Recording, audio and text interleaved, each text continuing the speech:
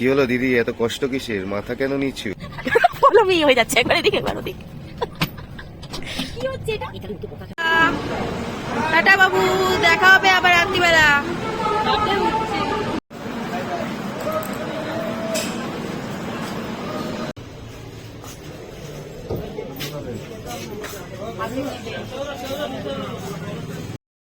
চারটে দিন যে কিভাবে শেষ হয়ে গেল বুঝতেই পারলাম না।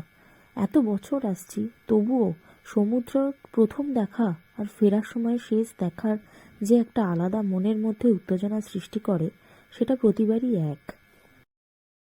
ও আর পাচ্ছে না, ও বলছে কখন ট্রেন আসবে, কতক্ষণ দাঁড়াবো, আর বাই যাবো, এবারে বাই যাবো।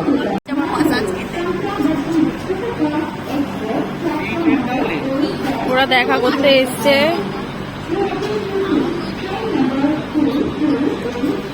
সব ট্রেন লেট।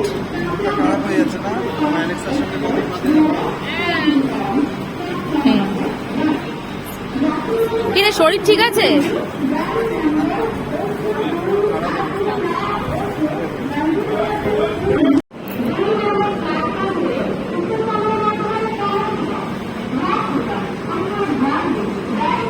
তোরা আগেই পৌঁছে যাবি, আমাদের পৌঁছতে পৌঁছতে রাত্রি হয়ে যাবে।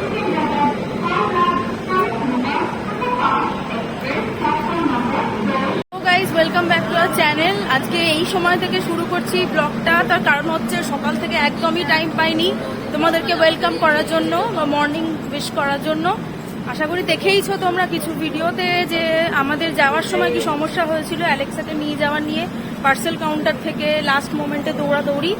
এবারেও সেম, কিন্তু এটা অন্য সমস্যা। সেটা হচ্ছে আমরা এবারে যে ট্রেনটা বুক করেছি ফার্স্ট ক্লাসে, সেটাতে কুপ পাওয়া যায়নি, সেটাতে কেবিন পাওয়া গেছে। তো সেক্ষেত্রে কো প্যাসেঞ্জাররা যদি অ্যাডজাস্ট না করে, সেক্ষেত্রে ডগ অ্যালাউ না। তো আমাদের এখানে পার্সেল অফিস থেকে কোনো রকম পারমিশন দেয়নি। তো আমরা এখানে টিটিকে ম্যানেজ করে কোনোভাবে উঠেছে।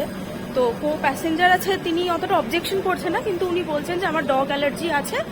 তো অন্যদিকে খুব কিছু খালি রয়েছে, কিন্তু বুকিংয়ের সময় সেটা অ্যালট করেনি। তো দেখা যাক। সৌরিক, দাদা আর মা বাবা উঠে গেছে অ্যালেক্সাকে নিয়ে। তো আমাদের ট্রেন হচ্ছে হামসাফার এক্সপ্রেস আছে, কিন্তু ট্রেনটা 3.5 ঘন্টা লেট। তো দুপুর 2টোয় আসবে, যেটা সকাল 11টা 15 আসার কথা, দুপুর 2টোয় ঢুকছে। তো আমি ওদেরকে তুলে দিলাম। তো এখন আমি বান্টি শুভ যাচ্ছি, গিয়ে সবাই ওয়েটিং রুমে বসে আছে, ওখানে গিয়ে খাবো, খাওয়া দাওয়া করে তারপরে দুপুর 2টোর সময় ট্রেনে উঠবো।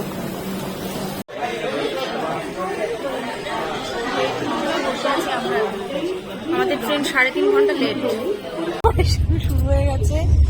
শুভ ওদিকে মা বাবাদের একটু সেট করতে গেছে, আমি তো সোজা শুয়ে পড়েছি, আর অপশন নেই।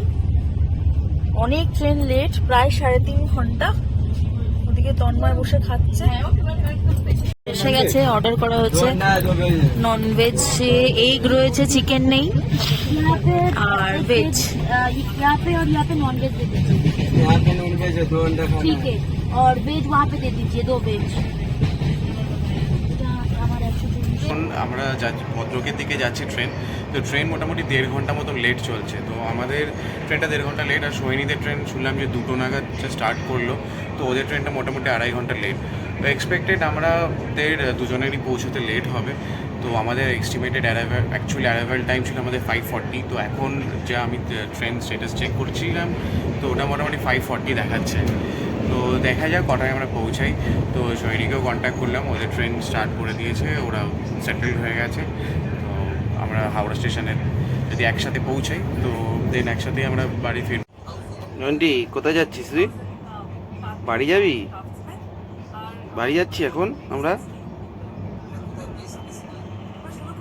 এখন কি ভাত তো খাসনি, এবার কি ঘুম পাচ্ছে নাকি? ঘুম পাচ্ছে? ঠিক আছে, ঘুমিয়ে পড়।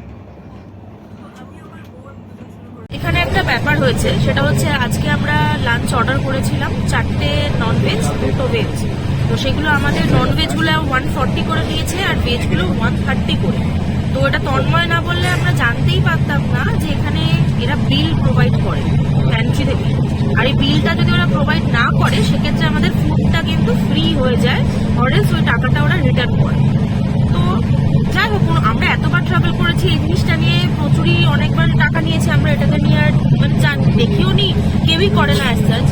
তো তন্ময় লোকটা বারবার যাচ্ছে যখন প্যান্ট্রি ছেলেটা ওকে জিজ্ঞেস করেছে যে তুমি এবার বিলটা দাও, আর ও খালি ঘুরছে ফিরছে, বলছে হ্যাঁ দেবো তো দাদা দেবো তো, এই করে যাচ্ছে। তো ও সোজা চলে গেছিল প্যান্ট্রিতে। এবার আমি ওর কাছেই যাচ্ছি, তোমার শুনে নাও আজকে কি ঘটনাটা হয়েছে। তো ব্যাপারটা হচ্ছে এরকম যে ভেজ থালিটা যেটা 70 রুপিস করে। 70 রুপিস করে আইআরসিটিসির প্রাইস। আর এক থালি ওরকমই ধরো 90 টাকা, চিকেন থালি তোমার 130 টাকা, আর বাকি ওরকমই প্রাইস। তো অ্যাকচুয়াল নিয়মটা হচ্ছে তোমরা খাবার খাবে, ওরা বিল দেবে, তারপর তোমরা পয়সা দেবে। আর যদি ওরা বিল না দিতে পারে সেই ক্ষেত্রে খাবারটা ফ্রি হবে। আচ্ছা, তারপর তোরা গেলি কি হলো? আমরা গেলাম, তারপর ওরা প্রথমেই টাকাটা ফেরত দিল, বিলটা দিতে চাইছিল না। আচ্ছা, তারপর অনেক কথা বলার পরে হিসেব করে প্রত্যেকটা রেট চার্ট চাওয়ার পরে রেট চার্টও প্রথমে দিচ্ছিল না, রেট চার্ট অনুযায়ী প্রাইস দিয়ে টাকাটা রিটার্ন করলো, এক্সট্রা যেটা ওরা চার্জ করেছে, আর বিলও দিয়েছে। বাহ। এটাই হয়েছে আমাদের এক্সপিরিয়েন্স। এটা একটা মানে এক্সপিরিয়েন্স, মানে সিরিয়াসলি। কি রে, কি হলো ওখানে প্যান্ট্রিতে? ওই তো এক্সট্রা টাকা নিচ্ছে, টাকা নেওয়ার পরে বিল দিতে পারে না, আমরা খাওয়ার পরে আমরা প্রোভাইড করতে 50 টাকা করে তাহলে আমাদের। এক্সট্রা ইভেন ওদের যা যা মেনু কোনো জিনিস আইআরসিটিসির যেটা রিচার্জ বা যেটা ওরা ফলো করেছিল এতবার করে ঘোরাচ্ছে, বিল দিচ্ছে না। তারপরে গেলাম, কথা বললাম, রেট চার্জ রিচার্জ দেখাতে বলে সব দেখাতে পারছে না, যা দেখাচ্ছে ভুলভাল দেখাচ্ছে। তো সেই জন্য তারপরে টাকা রিফান্ড করছে। 11টা বাজে, 4 ঘন্টা, হ্যাঁ 6:30টায় নামার কথা, 11টা বাজে, 4.5 ঘন্টা ট্রেন লেট। ইভেন এখনো দাঁড়িয়ে আছে ট্রেন। তার উপরে এখনো আমরা দাঁড়িয়ে আছি হাওড়ায়, এখনো ট্রেন ঢোকেনি। 11টা বাজে। আর পাচ্ছি না, আর পাচ্ছি না, বিছানাটা টানছে বাড়ি, শরীরটা পৌঁছে গেছে আগে। বাহ। আর 12টা বাজতে 2 মিনিট, আমরা জাস্ট পৌঁছালাম, প্রায় অলমোস্ট 5 ঘন্টা ট্রেন লেট। তো 12টা বাজলেই জুনির বার্থডে, তাই জন্য তন্ময় দাঁড়িয়েছে কেকটা কেনার জন্য। তো কেক কেটেই একেবারে ঢোকা হবে। চোখ মুখের অবস্থা দেখো, আর পাচ্ছি না, কতক্ষণে বাড়ি যাবো। Tata, happy birthday. কাকিমা আসছি, হ্যাঁ। আমরা প্রচণ্ড টায়ার্ড আজকে। তো আমাদের ফিরতে ফিরতে প্রায় আজকে রাত্রি 10টা বেজে যায়, কারণ আমাদের ট্রেন মোটামুটি 3 আওয়ার্স লেট ছিল। সোহিনীদের ট্রেন আরও লেট, ওরা 12টা নাগাদ পৌঁছায়। তো ওরা জাস্ট ফ্রেশ হলো শুনলাম, আমরা জাস্ট ডিনার কমপ্লিট করলাম, কমপ্লিট করে এবার আমরা একটুখানি শুতে যাব। কালকে সকালবেলা আবার উঠবো, উঠে কিছু কাজ আছে, আবার আমাদের ডেলি লাইফ কন্টিনিউ হবে। তো পুরীর ট্রিপ জাস্ট কমপ্লিট করলাম, খুব আনন্দ করলাম এই 3-4 দিন। তো সবার সাথে আবার একদিন ঠিক হয়েছে, প্ল্যান হয়েছে যে আমরা একটা গেট টুগেদার করবো এই পুরীর ট্রিপের সবাই। তো এই মুহূর্তে আজকের ব্লগটা এখানেই এন্ড করছি। তো কালকে তোমাদের সাথে আবার দেখা হচ্ছে with a new blog, and till then good night.